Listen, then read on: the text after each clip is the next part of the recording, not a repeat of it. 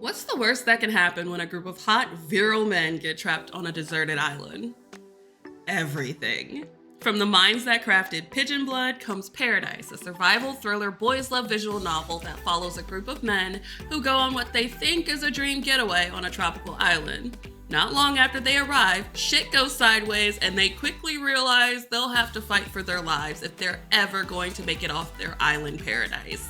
We BL lovers must be gluttons for punishment because is it me or are these games getting more unhinged? Most of us are familiar with the dark, twisted storytelling of Nitropluschiral, the birthplace of such nightmare narratives as Sweet Pool, Togai no Chi, and who could forget the trauma porn king, Slow Damage? And let's not forget the absolute clusterfuck that is Mado Labo's Naked Butlers. If you know, you know. But Pill Slash is a new one for me. I had heard whispers about them in the dark recesses of the fandom, but Paradise is their first game to make its way to the West. But it's in line with many of the other JAST Blue localizations. Imagine if Lost was made into a boys' love, and that's pretty much Paradise in a nutshell. As a BL litmus test, Paradise is somewhere between the psychological horror of Parade's Room Number 9 and the intense graphic violence of Slow Damage. So, read the content warnings before buying? Please? Please?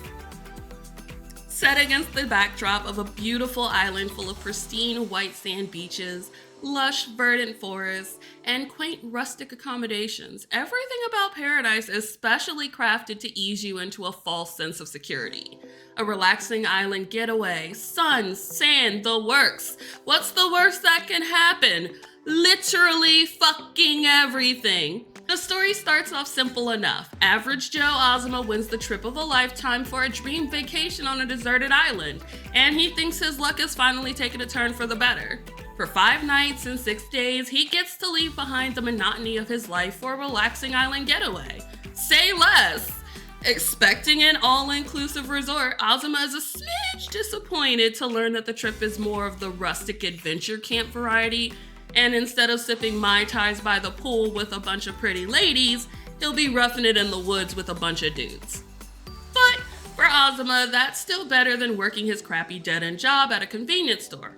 Joining him on the trip is an eclectic group of men, all looking to soak up some sun and explore all the island Paradise has to offer. There's the outdoorsy office worker Matsuda, who is looking to spend his week fishing. Haughty, reed asshole architect Mitsugi is looking to pick up design ideas from the rustic scenery. Bright and bubbly college student Takara is there to have fun. Shimada, the friendly photographer, wants to document the wonders of the island, and the gentlemanly tour guide Hongo is there to ensure everyone has a good time. In Paradise, only Mitsugi, Matsuda, and Takara are romantic options, a term I use loosely, because there ain't no candlelit dinners and post-nut declarations of love on this island. So your mileage may vary in the romance department. They all seem like normal guys, that is until the plot gets through with them, and then all bets are off. Mitsugi is an ass. Plain and simple. It's on sight every time he and Ozma are in breathing distance of each other, and I ate it up. There is just something sexy about belligerent sexual tension that really gets my gears going. If you like enemies to lovers, you'll love him. Matsuda is a tragedy.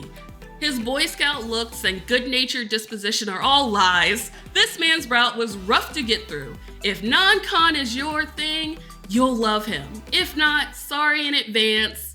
This route was the start of this man's villain origin story. Takara is a totally normal dude. Nothing to see here, nope. Just chill vibes only. But seriously, this route is locked for a reason. Baby boy is a lot, and that's all I have to say about that. Because spoilers. As a seasoned Nitropluschiral fan, I thought I was ready for whatever this game had to throw at me, but Pill Slash's infamous dark and twisted storytelling gave me a run for my money. Paradise gets dark. Each route has several bad ends where death is usually the tamest outcome. Let me say that again for the folks in the back. Death is low-key a relief in this game. Even the good ends have their fair share of mindfuckery, They really make you work for those happy ends. And even when you do get a happy outcome, you wonder at what cost your happiness really came. I'm being vague on purpose because this is absolutely a game that you want to go into blind. There is an ongoing mystery element to the story that pays off in a big way once you reach the finale. And trust me when I say, you won't guess even half of what all goes down in the end, because once Paradise goes off the rails, that's it. There's no going back. This game commits to the madness. But if you want to avoid some of the bloodier ends, Paradise does have an easy mode option that shows you which choices correspond with each love interest to give you a fighting chance at the best ends. Paradise does not hold back its punches, delving into the very real threat of starvation and death the group faces once shit hits the fan, which, horrific enough on its own, is made all the more terrifying when coupled with the slow breakdown of law and order among the group. When faced with your own mortality, folks are real quick to shed their inhibitions and give in to their basal natures. These men go wild. Of course, the boys have needs and they absolutely give in to their carnal desires while on the island. Though, given the darker themes of Paradise, the sexual encounters aren't always consensual. In fact, most of the sex in the game lands somewhere between dubious consent and the start of every Law & Order SVU episode. Don't expect warm, fluffy vibes from these guys. It's just not gonna happen. And as an added bonus, all the peens are uncensored for our viewing pleasure. But if you don't want to see any peens in your BL, I don't know why you're here. There is the heavily censored Steam version ready and waiting for your delicate sensibilities. So, the localization. JAST Blue has gotten some flack for the quality of their localizations in the past. Most recently, folks were up in arms about the licenses taken with Slow Damage. I thought it was fine, but a lot of people were really unhappy with that. To each their own. And there were some choices made in Paradise that some people may like and some people may not like.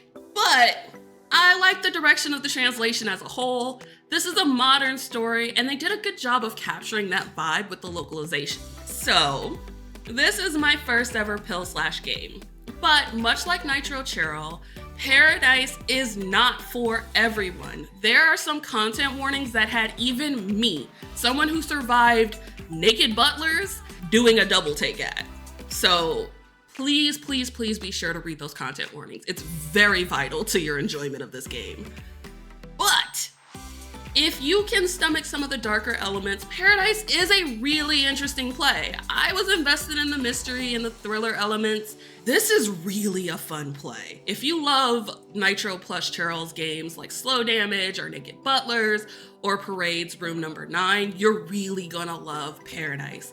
If this is your first time dipping your toes into a boys' love, maybe skip Paradise or save it for later. This is not a beginner-friendly game, but if you're a seasoned BL fan who has played some of the darker games that are already out there on the market, this is just par for course.